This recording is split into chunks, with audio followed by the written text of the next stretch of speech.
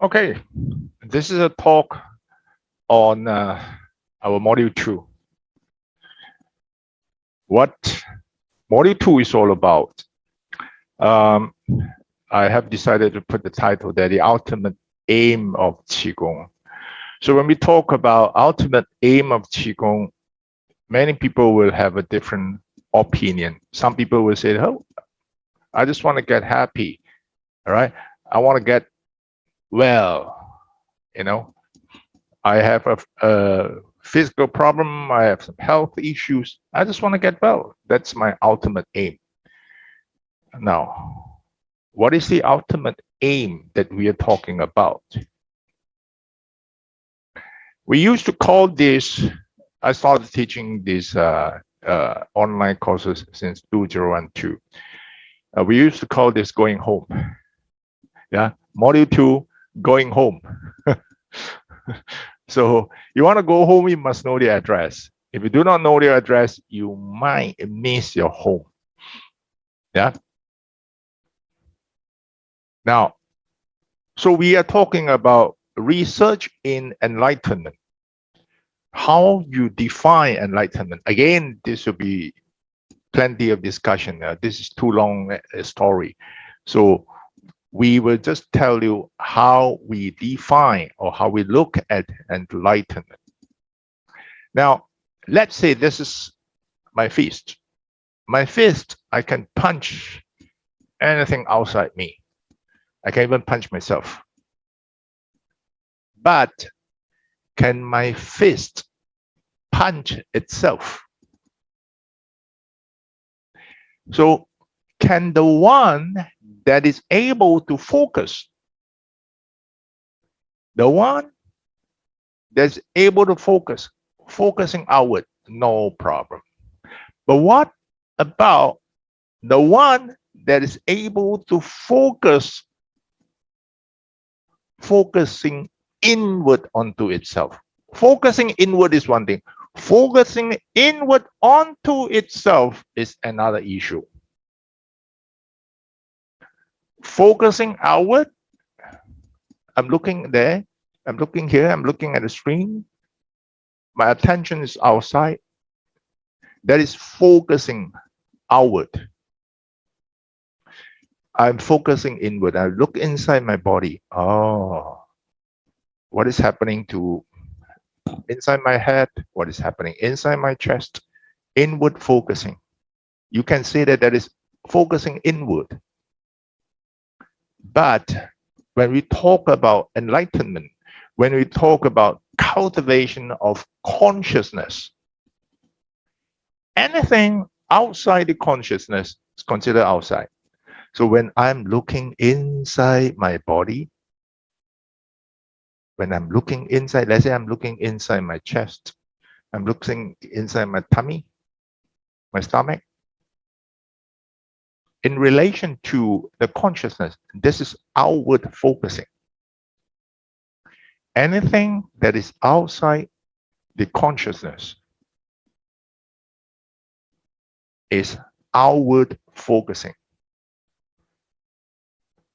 Now, how can I get this consciousness that is so used to focus outward, to focus onto itself? How can the fist punch itself? If you remember, when we talk about Module 1, Qigong Essentials, we said dynamic practice is meant for the management of emotions, right? And we said that if you want to be able to manage your emotions well, if we want to manage something else, we must know first that there is a problem. I want to solve a problem. That means I must first know there is a problem. If I don't realize that there's a problem, how am I going to solve my problem? Right?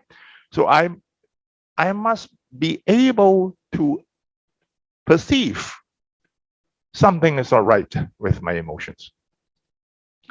Something is not right with my organs, my internal organs. right? Now, this one, it is still outside the consciousness. And management of emotions is still outward focusing. Despite the fact that, hey, all my internal organs are inside my body, you know. The internal, the lungs, the liver, the heart, the kidneys, they're all inside my body. Isn't that inward focusing? Yes, you can say there's inward focusing. But when you are talking in relation to consciousness, this is outward focusing. Okay? So that's the reason why in module 2, we say in dynamic practice is meant for the cultivation of consciousness. And module 2 is all about this, all about how the fist can punch itself, how the mind can focus onto itself. Now, these are the common sins. Number one, practitioners who practice very hard, but in the wrong direction. This is rather common. Honestly, I think many of you realize that this is actually very common. Okay? And then the second one is they're practicing in the right direction. And then the third one is that, you know, sometimes these people, they practice very hard, but before they reach the diamond, before they reach the mind, they give up. They turn away, they walk into what you call other directions. Or maybe they join some other forms. And the last one that I want to say is the one that I felt. I do not know how to put it. It is something like it's a pity. Ignorance. Ignorance. Work very hard. And then, okay, you got it. This is the diamond, but you do not know what to do with the diamond. You do not know what to do with what you discovered, what you experience, what you see, what you perceive.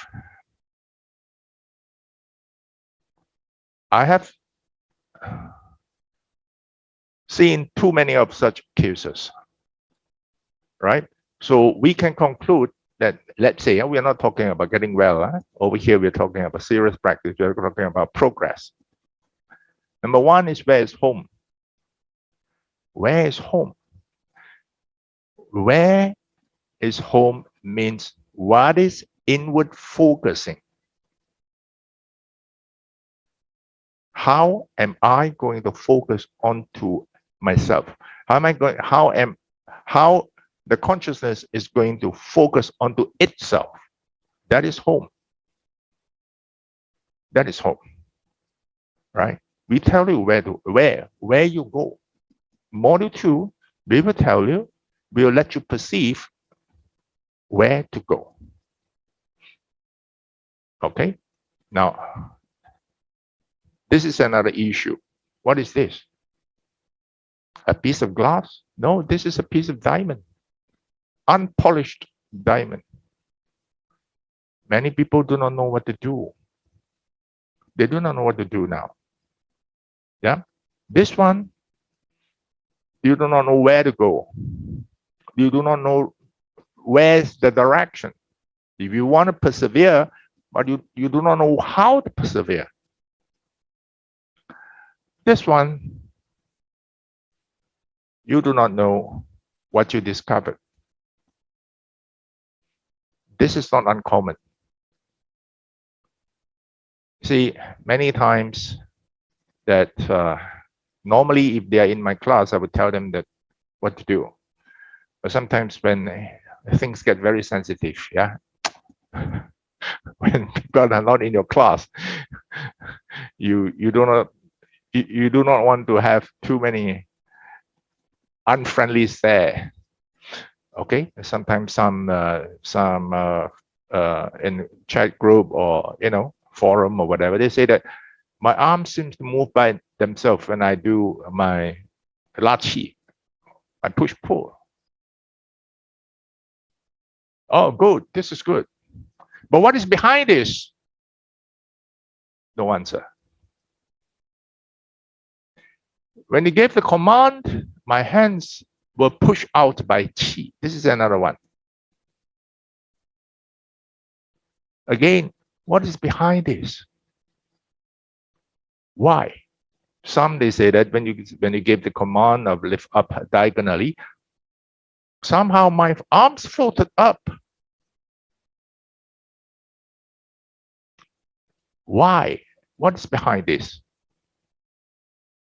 What is behind this? And most importantly, what are you going to do next? There is something inside my arms when I do my push-pull, that is something elastic. It's very funny. It's the whole arm transformed into something elastic. Why this is happening? Oh, that's good. You are a good practitioner. Keep working on it. But what's behind this? What are you going to do about it? And a few days ago, I saw it on, a friend talking on the forum or saying that, when I do my tongue qi, and then the whole body is in open and close, and it's becoming boring. I work on this for half an hour. I don't know what to do because I can't differentiate between my arms, my legs, my torso. I can't differentiate. And it is becoming boring. Yes, after the practice, I feel alert, I feel good. But what am I supposed to do?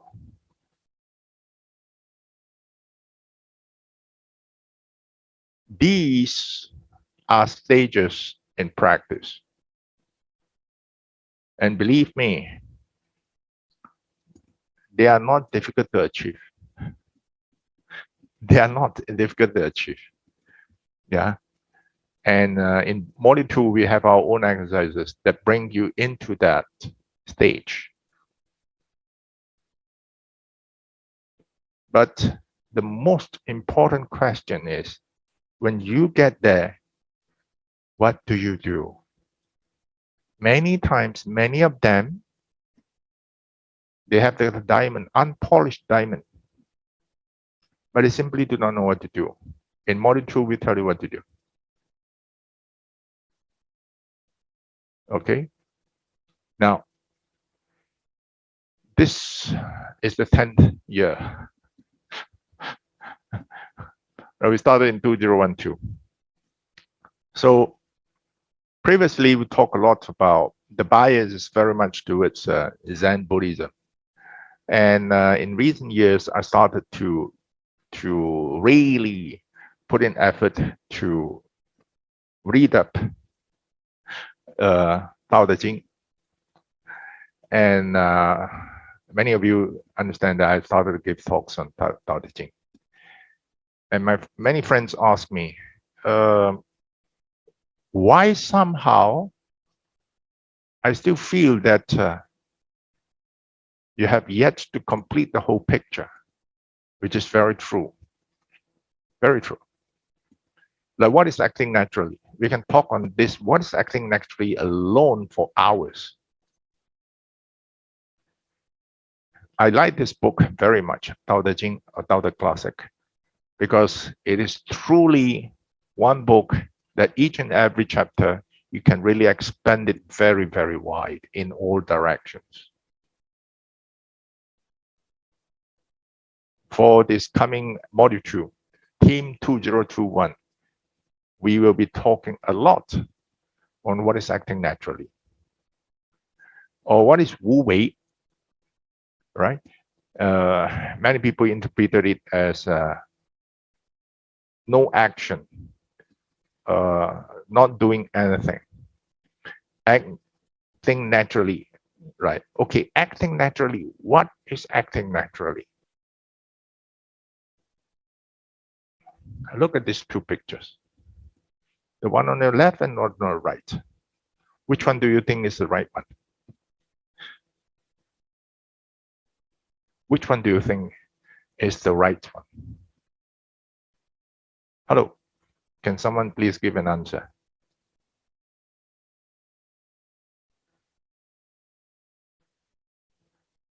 Left.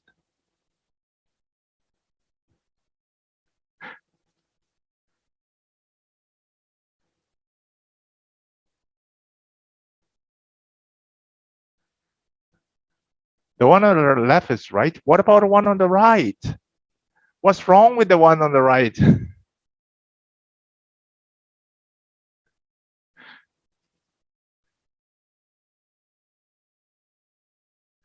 Okay, the one on the left is natural.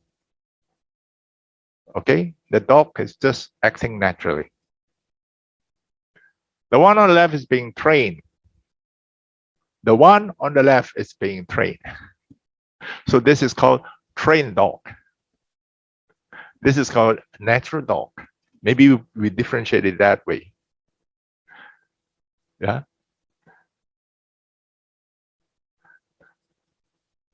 The right one is natural after you teach him. The one that is right can be right, but it is not natural. The one that is on the right can be right, but it is not natural. That means if you are doing it, if that poodle is doing it that way, it is not natural. See? So we can have some disagreements on what is natural, what is not natural. The one on the left is natural, the one on the right is not natural. Now, what about this? Is it okay to do this?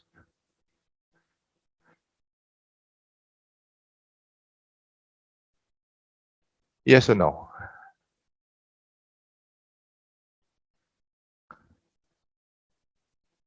Is it okay to do this?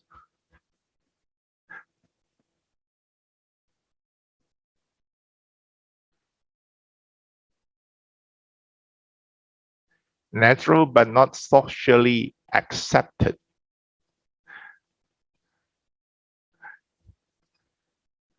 It's calmly, not as a show. Oh, that means if you are showing off, then that is not right. Better than in the pants. As a child, if the need is there, it's okay. I mean, a child is a human. Why not? It is necessary. Amel, you're naughty. How can you what do you like? What about this? Is this okay?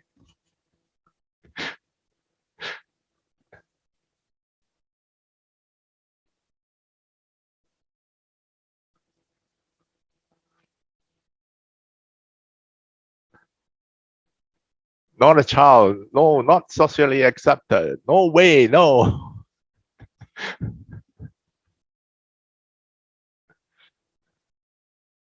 Adults should know where to pee.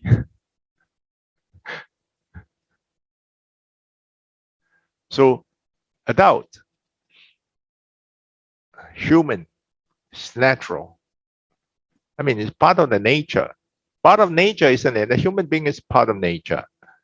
Human being, that this boy is fine to urinate this way, right? A dog, natural. The one on the left is natural. The one on the right, some say natural, some say not natural, but it's accepted. So when we talk about natural, when we talk about acting naturally, from here, we can conclude the so-called acting naturally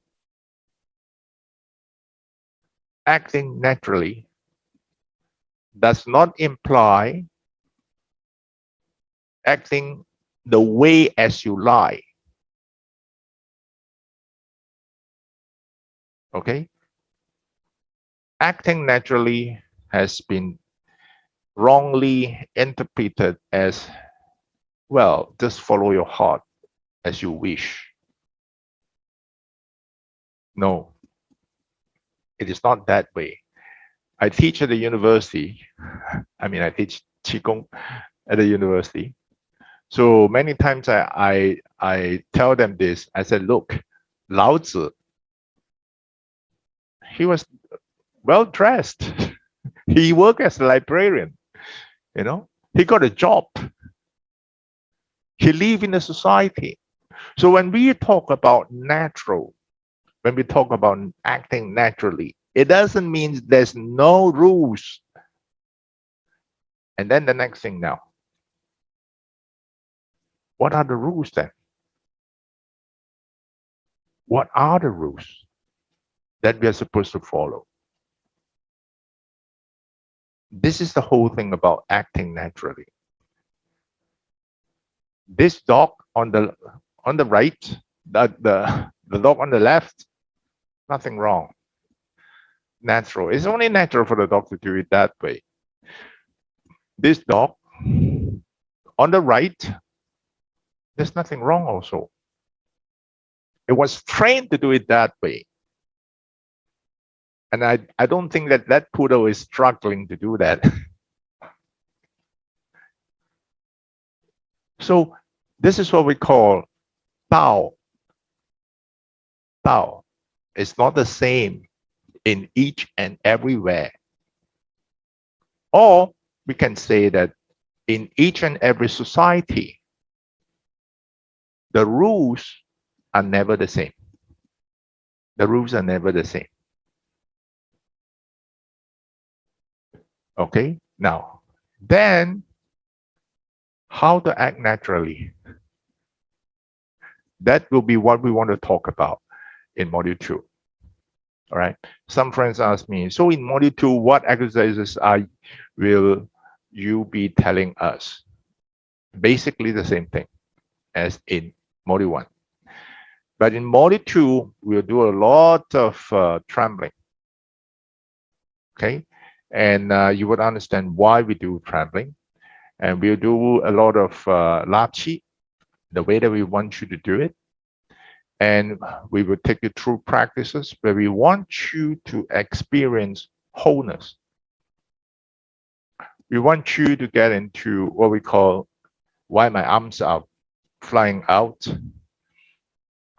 why my whole body is, it's like one piece. Why there's no image of concept at all in my movements.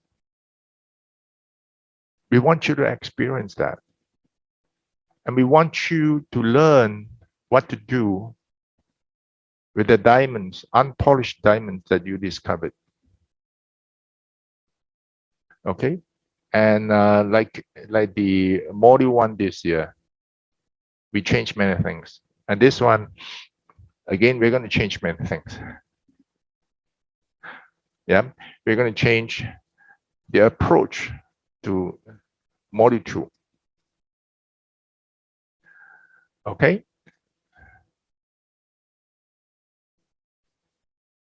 You have any question about this? Some friend asked me, why, Mr. Wing, why you reduce the price this year? Oh, we reduce the price because this is a COVID year. I know this is a 10th anniversary.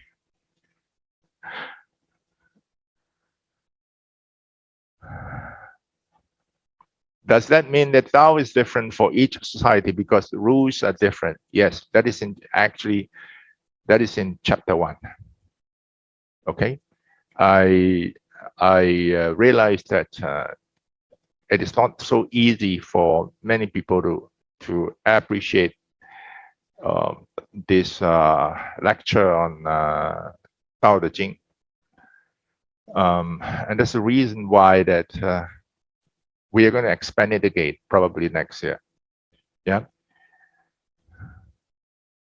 So it is usually more expensive. Yes. For the past 10 years, it has been 500 euros. Okay. Any more questions?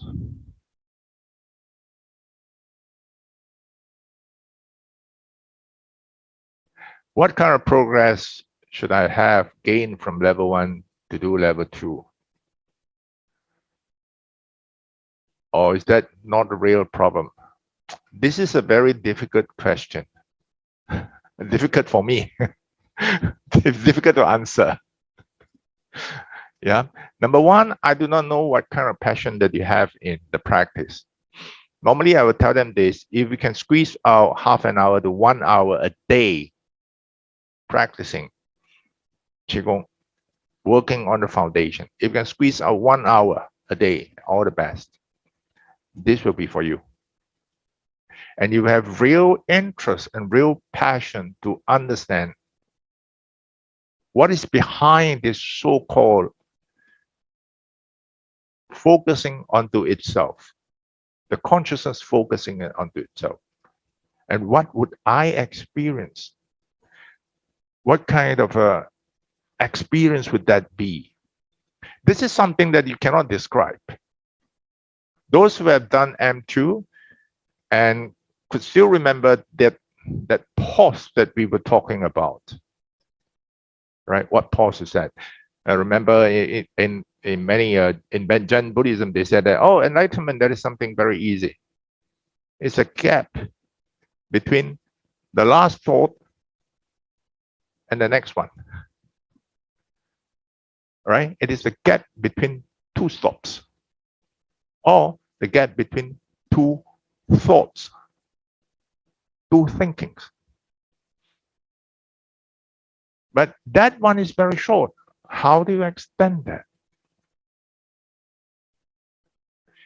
We recognize this, we appreciate this through physical Qigong practice. Okay, any more questions?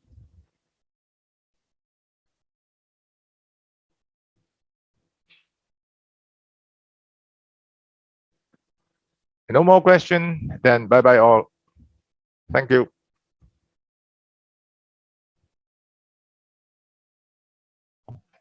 Thank you. Bye. Thank you.